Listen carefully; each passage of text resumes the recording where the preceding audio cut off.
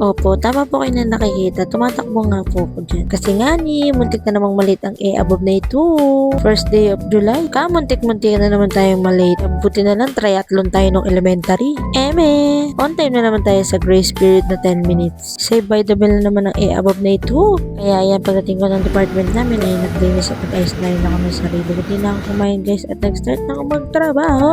Ano, late na nga kakain pa? Di who says I can't do multitasking? Of course, I can do it. At dahil 8 hours lang ang duty ko, after ng duty ko nito, ay may nagpa-shoutout nga pala sa atin dito guys. Shoutout Mom Chachi! Yes! Ang mga magaganda sa akin. Hello guys. Wala pa yung pinakamaganda yung Diyosa nila sis. Oo. Panggabi. Panggabi eh. Shoutout sa Justin. Shoutout sa'yo, sis. Sis Justin.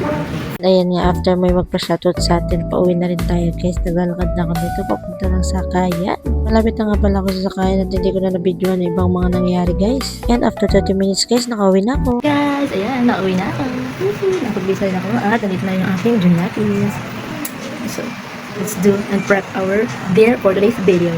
And nag-prepare na rin ako ng aming ulamin. Nag-boil na ako ng egg dyan. And then nag-start na rin ako dito magbalat at maghiwa ng bawang, sibuyas, minced garlic and minced onion lang yun guys, and then yung ating tomatoes and yung ating potato na para bang ako si Princess Sarah, ang munting prinsesa. Uy, walang ganun, hindi ikaw yun, eme. At mabalik tayo dito sa ating inihiwa. Ayan, inihiwa ko na rin na maliliit yan, and pati rin yung carrots natin, inihiwa ko na rin na maliliit guys, yung parang ano lang, bite size lang guys. May hula na ba kayo kung ano ang ulam namin for today's video? Comment nyo sa baba ng video na ito at mananalo kayo na ang tumataginting na. Uy, hindi ka pa binabayaran ni Meta. Pa-PM ka naman. And mabalik tayo sa nilulutuin. Nagpainit na rin ako ng kawali dito.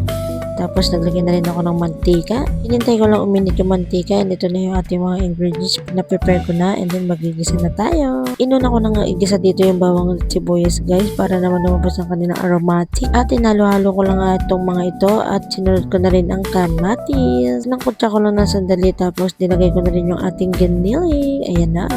And then inalo-halo ko lang nga ito at sinangkutsa, tapos pinakuluan ko na rin at naglagay na rin ako ng pampalasang patis at paminta. Tinakpan ko na rin. Habang hinihintay ko nga maluto yung giniling, ayan, binalatan ko na rin isa-isa yung mga itlog na nilagan natin kanina. 6 na piraso nga pala yung itlog na yan, at alam mo kung bakit 6 na piraso? Hintayin mo sa susunod na video. Naglagay na rin pala ako dito ng tomato paste at tomato sauce, tapos inalo-halo ko lang at naglagay na ako ng kalahating baso ng tubig. At inalo-halo ko lang yan, tapos sinakpan ko, tapos sinayaan ko lang kumulo, tapos nilagay ko na rin yung bell pepper at inalo-halo ko ulit. At nilagay ko na nga itong 6 na piraso ng itlog. Uy, nag-aantay ng kwento. Walang kwento dyan kasi itlog lahat ng asawa ko yan. Eme! And then after 5 minutes sa pagpapakulo, ayan, tinikman ko na rin. Ay, ang sarap, grabe, heaven. At luto na. Ito na siya guys. Tara, kain tayo. Thank you for watching guys. Yun lang for today. Bye!